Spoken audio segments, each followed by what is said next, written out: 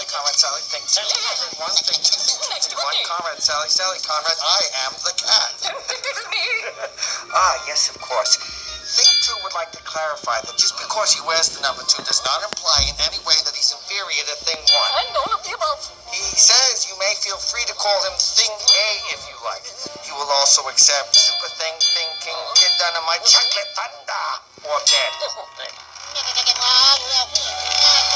Thing one says he's Thing one for a reason, and some people should just get used to it.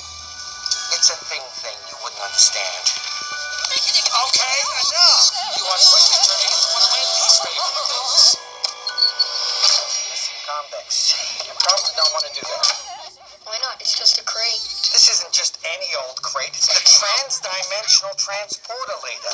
It's kind of like a doorway which leads from this world to my world. But it says made in the Philippines. Yes, but not this Philippines. Look, now I'm not usually a rules guy, but this is a biggie. No opening the crate. No looky, no touchy. Got it?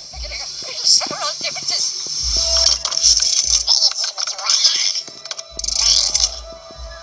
Things front and center. All right, Things. I'm not paying you to stand around and look pretty. Here's Mom's dress.